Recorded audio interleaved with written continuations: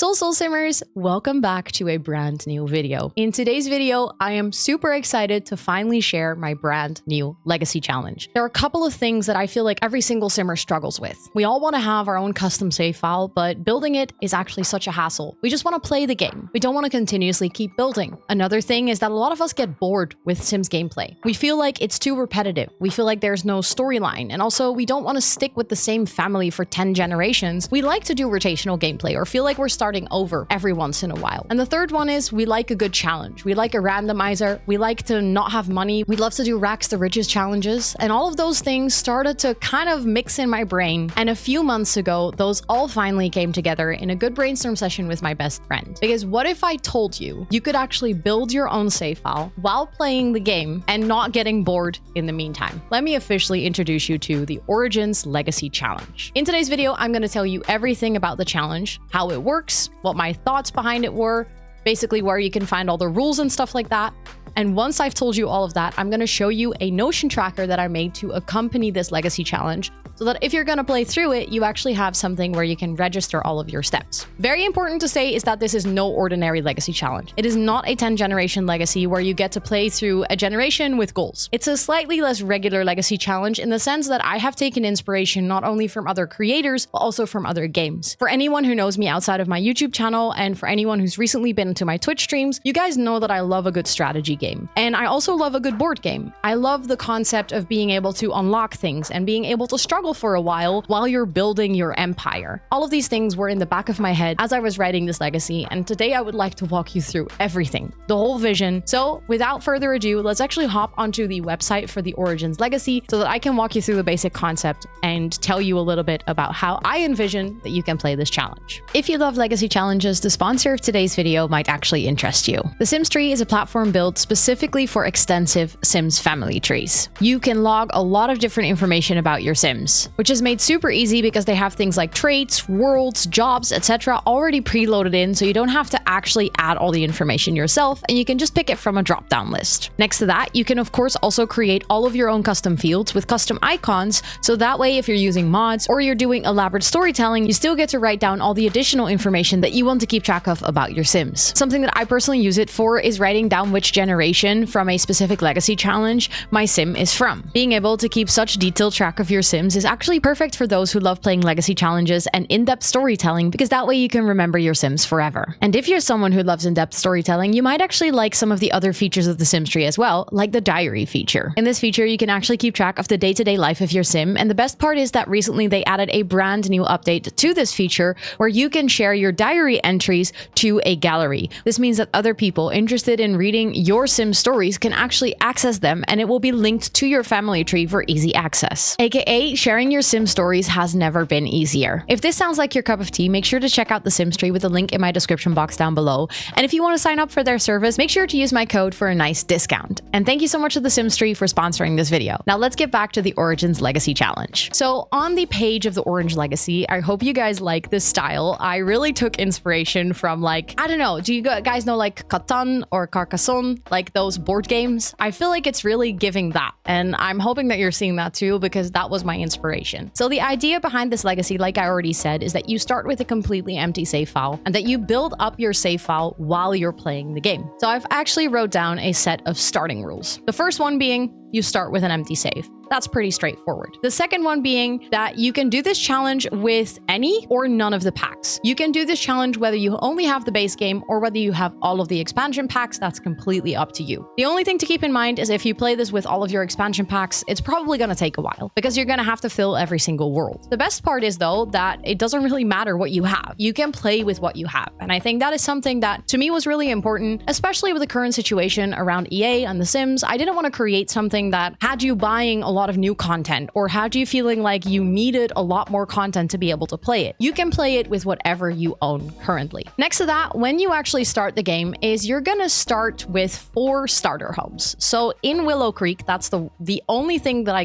direct you on when it comes to worlds. You have to start in Willow Creek. After that, you're completely free to do whatever you want, but you start in Willow Creek with 4 starter homes and 4 families. You get to decide whether all of those are for single Sims, whether those are full-fledged families, whether whether those are like family starter homes or small starter homes. The only thing is that every family can only start with 20k. So even if you add 5 Sims to the household, the starter budget is 20k and not more. Even though the game will by default give you 2k per additional sim, the challenge starts with 20k per household. If you want to make things extra challenging, you can actually go full rags to riches. So you can have these 4 households live on empty lots. I would like to say, keep in mind there are no community lots yet, especially if you start with your first world in Willow Creek. All of your worlds, including Willow Creek, will be empty. So if you're gonna do full style rags to riches, keep in mind your sim has no place to shower, pee, or sleep. However, if you like a challenge, that might actually be the whole fun of it. And then your sim can gather collectibles to earn their first money and actually build their first house. It is an option, but it really depends on how challenging you like something to be. Then you are also allowed to pick either one main household to play with, which means that you're gonna pick out of those 4 households, which is going to be your primary focus, or you're allowed to play rotationally. This really depends on your preferred playstyle. There's no right or wrong here. It really just matters what you find most comfortable. I know that I think I personally would play rotationally to make sure that all of these families have a richer history. At the same time, I've never played rotationally, so I actually don't know what I would prefer. So you can also try to start with one and then eventually switch and like try the other one. There, again, no right or wrong here. It's really your personal preference. I can recommend, even if you're not playing rotationally, making sure that one of the other households will have children, because just like real life, if there's no one for you to date or if there's no one for you to eventually romance and have kids with, you're gonna get stuck in the challenge, because the whole point of the challenge is that you, by marrying and having children with other Sims in the world, get to build out the save file with basically playing through a legacy as you normally would, apart from the fact that there's no other Sims. It's just your Sims. So these are like the 4 founding families of the whole save file. You are allowed to either play with aging off and then manually age up your Sims whenever you need them. You can also play with aging only on the households that you're actively playing with. You can also play on long lifespan. These are, again, all variables that are completely up to you and your own preferred playstyle. I would recommend, if you plan on actually using this, like the final product, if you complete the challenge as your actual save file, keep in mind that if you have aging on, your original Sims won't be there in the final save file, because you're going to play through it for a while, so those Sims will probably die. I can recommend playing with aging off, but actually going into your households and aging up Sims as you play through the challenge so that things feel a bit more balanced. However, of course, trying to keep track of all of that, the longer you play, the more complex this is going to get, especially if you have a lot of packs, meaning you have a lot of worlds. So in the end, it's all up to you and what you prefer. A lot of the rules in this challenge are more like a guide to inspire you to play a certain way, but none of them are like actually strict rules that you'll get punished for if you don't follow them. Once you have all of that set up, you basically have all of your settings, you have your 4 starting households, it is actually time to start playing. When we're talking about gameplay rules, there are 2 different aspects that are important to note here. We have gameplay rules, very literal. These are just things that you need to know when it comes down to like, are you allowed to cheat, yes or no? How do you manage your population growth? How do you manage new settlers?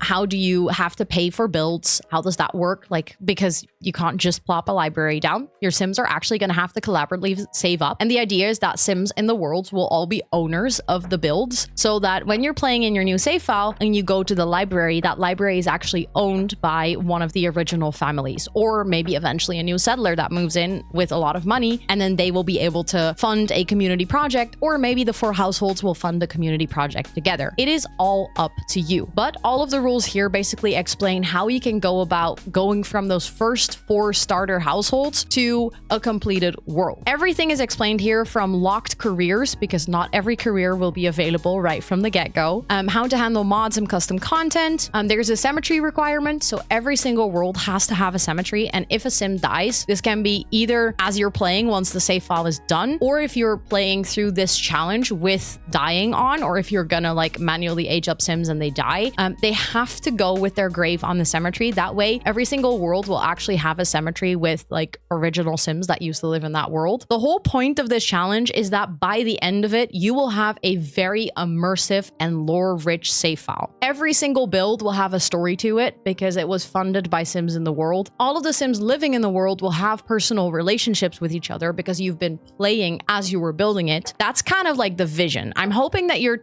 understanding what I'm getting at here and like what the vision is, but I try to make it as clear as possible with all the rules how to go about this. Then when it comes to generational rules, like I said, there's not really generations in this challenge. There's not like a goal for every generation.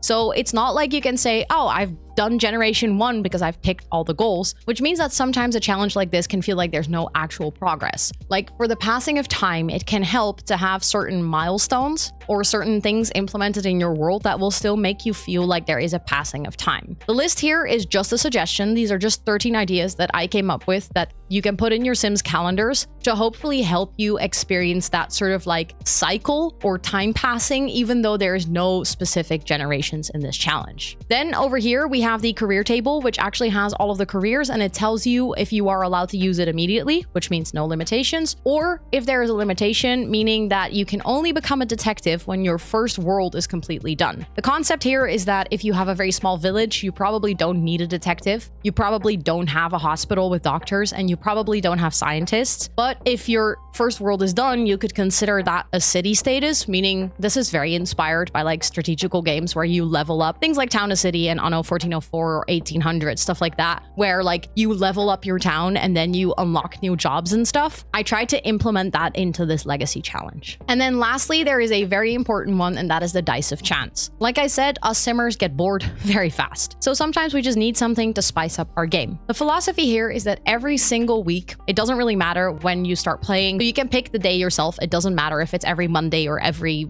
Wednesday, it's fully up to you. Every single week, on like that specific in-game day, you have to roll a dice. And in the Notion tracker, I actually built this in, but you can also use just a number randomizer on Google. And for that week, you actually have to follow the outcome of the dice. This can be positive or this can be negative. So there is, for instance, the bountiful harvest actually means that you'll get more crops. So if you're using farming to make money, or if you're playing with the simple living trait, this is going to be a really nice one because you're literally going to get more crops. You're allowed to cheat for those things. So the ground rule, no cheating for money, but you're allowed to cheat for things like this. But there's also things like a rebellion or an uprising where a specific household will all of a sudden decide not put in funds for a community build project, meaning that the other households will have to pay more money. There is a bunch of things in here that hopefully keep things a bit more entertaining, that hopefully keep things a bit more random, so that you can't repeatedly fall into the same storytelling. Like I said, the goal of the entire challenge is to play through an empty save file to a full save file, all the way from the origins to a blossoming world. If that sounds like your cup of tea, then you might actually enjoy playing this alongside with my Notion Legacy Tracker, which hopefully gives you a good guide on how to play through this. So if you've never seen any of my trackers before, the whole point of the tracker is to basically be your assistant throughout the entire legacy. Right now, the rules page is not public yet, but if you're downloading this one, there should be a link here, which should give you quick access back to the full rules. Next to that, you can also find the master databases. I can highly recommend, if you are not familiar with Notion, do not touch these. Don't go in here. You do not need it. It is just for people that are interested in how this is built up and how databases work. You do not need this master databases page if you are just playing through the challenge. Then we have the dice board, which I automated. So if you're playing through the challenge, you can actually roll the dice and it will tell you what you need to do. So in the first week of your roll the dice, there's an unexpected visitor. An outsider sim arrives and stays for a few days. This could spark drama or romance. This sim won't live anywhere, but if you want to romance them, you can add them to one of the households. As you can notice, the text is a bit too long, so you can also click on it so you can actually like read the whole thing. If you actually click on this, it will open the formula, so don't do that. There's like a little arrow here that you can click, then it will open the page and you can read exactly what the assignment is. Some of them are not this long, so you should be able to just roll the dice and immediately read what they're saying. Then behind my camera, I'm just going to scroll up a little bit. There is the current world that you're playing in. So since everyone starts with Willow Creek, I've made sure to actually add Willow Creek at the top here. Then there are 3 buttons. You can create a new household, you can create a new sim,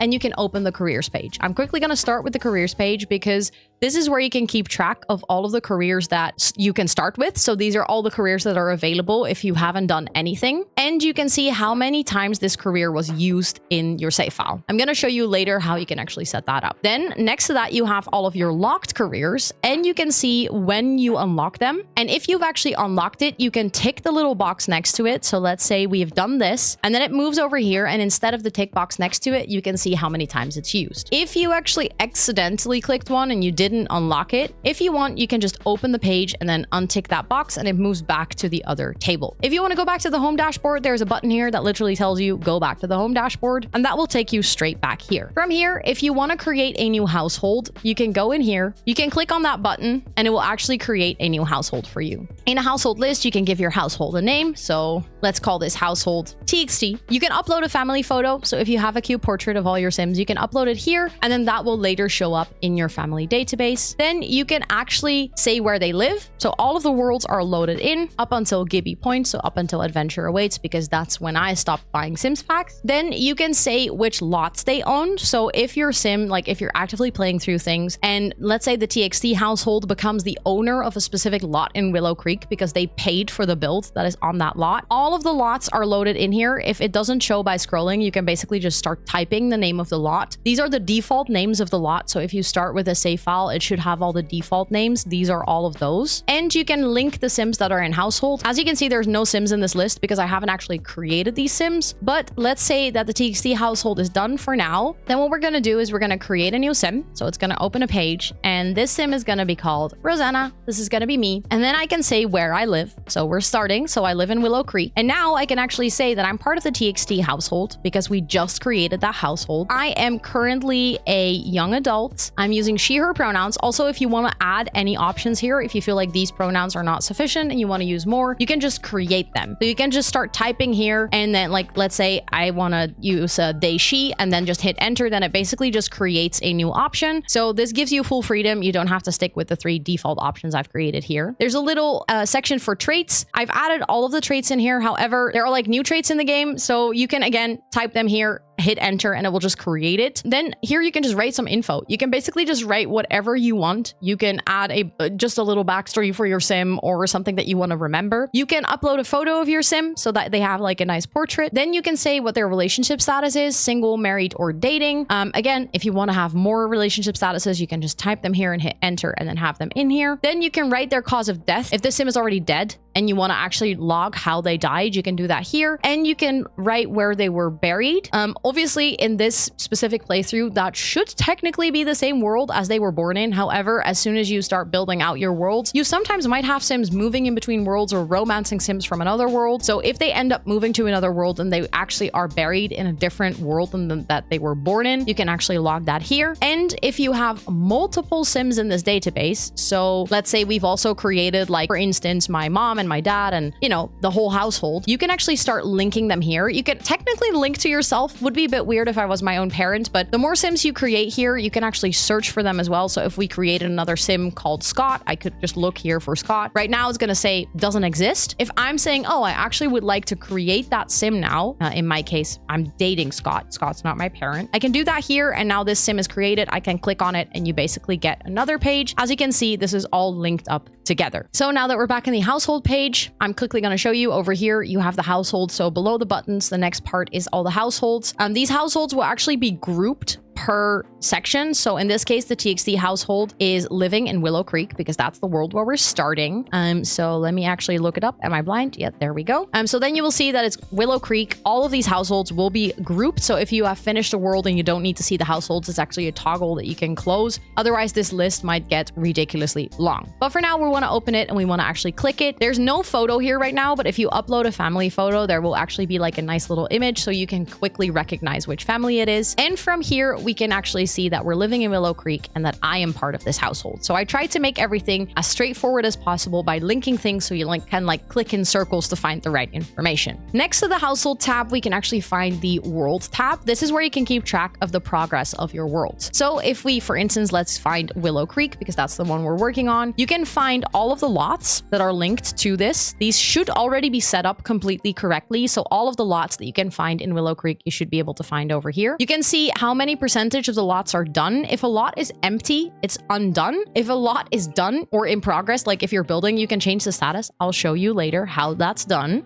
Then the progress bar will update automatically and the percentage as well. So all you need to do is change the status of lots, whether you have whether you're building on them or whether they're done. And then it will basically just update over here. You can see the households living in this world and you can actually see the Sims living in this world. Something else is you can see 2 ticks above here if you actually do not own this world. So let's say we're you're on our main page and you see Evergreen Harbor, but you don't have this expansion pack, you can just untick this and it will completely disappear from this specific database. Make sure that you only do that if you actually do not own this world, because otherwise you might lose it. And you can bring it back for anyone if you want to know how. There's like a little button up here that says filter. Then you can actually remove this filter. Like you can clear out the check mark. Then it will bring back everything. You can just see everything. And then once you have found the world back and you've ticked the box, you can enable the filter again. But then you get a little bit more into Notion knowledge. So I would just recommend is make sure that you only untick this button if you actually do not own a world and you actually do not plan to play with it at all. And if you're currently working on this world, so you want it to show up like all the way at the top of the page because you've completed Willow Creek, and after that you're gonna start playing with Evergreen Harbor, you can tick the box over here. So let's say you're working on Willow Creek and actually you have moved in a family into Bargain Bend. That's gonna be one of your starter homes. You can actually click on that lot. You can over here log all the information about the lot. So that there are a couple of things that are already logged. So you can see it's automatically linked to Willow Creek. You can see what neighborhood it is in, and you can see what size it is. Then you can change the lot type. So you can say whether it's a residential with a small business, whether it's a residential rental, a residential that's very expensive, a starter home, or a middle class. That hopefully gives you a bit of control over like how many of these you have, or if it's a community lot. If it's a community lot, there's a second one where you can basically change what type of community lot it is. And here you can link the owners. So the household TXT actually owns the community garden on Bargain Bend. And the status is that it's done. We've actually completed this lot. It's built, it's paid for, it is in the ownership of this household. So that is completely done. If we now go back to the world page, you can actually see that the world is done for 4.76% and the progress bar updated as well. This means that basically up here, it is updating as well. And on the card over here, it is updating as well. This hopefully gives you a continuous overview of which world you're building in and how long it's still going to take you and like what your progress is to hopefully motivate you to keep going. And then the last thing is below here, you actually have all of your Sims, but organized per world.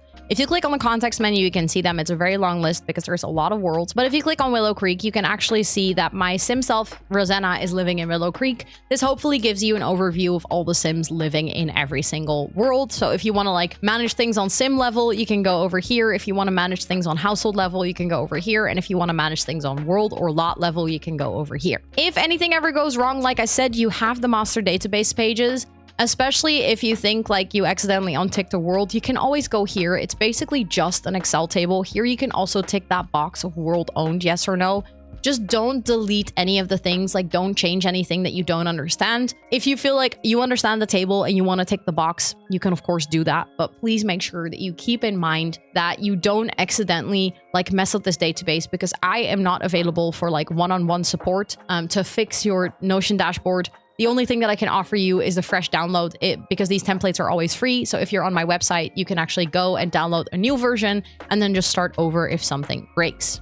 So if this challenge sounds like your cup of tea and you would actually like to download the Legacy Challenge Tracker, let me show you how to do that, because it's not difficult, but I want to make sure that you properly know how to do it. So if you go to my shop, which is linked in the description box down below, and you download the template, you actually get a link to a place where you can duplicate the template. I'm going to use my pack Legacy as an example because the Origins Legacy tracker isn't published yet to prevent it from leaking before this video comes out. Basically, you should see the Origins dashboard just like you're seeing this one. And then all the way at the top here, there is a little button that says duplicate. You have to duplicate it before you can edit anything. As you can see over here, I can open things, I can view things, but I can actually not change anything. The reason for that being is if I gave you access to change this version of the template, every single person who would download the template after you would see your changes. So you're going to have to basically create a copy so that you can safely change and edit everything in the copy without actually changing the source one. You cannot duplicate it unless you have a Notion account. So please make sure that you create a Notion account first. A Notion account is completely free.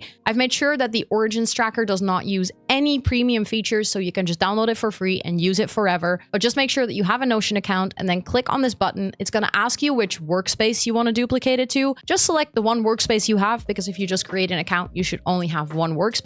And then it's going to create a copy for you that you can then just play around in to your heart's content. That was everything that I wanted to tell you about my brand new legacy challenge, the Origins Legacy. I know that in this video, I didn't go over every single rule in depth, but the main reason being is that I think, one, I've written it pretty clearly, and two, that would make for a pretty boring video. I mostly wanted to make sure that this video showed you the basic concept and the vision of the challenge, so you can decide whether you want to read all the rules a bit more in depth and actually start playing it. If you plan on playing it, let me know in the comments down down below. Let me know your general ideas or thoughts on this legacy, of course. And if you like it, of course, toss it a cheeky like. All the relevant links from the rules to the templates to other legacy challenges, anything you need to know is linked in the description box.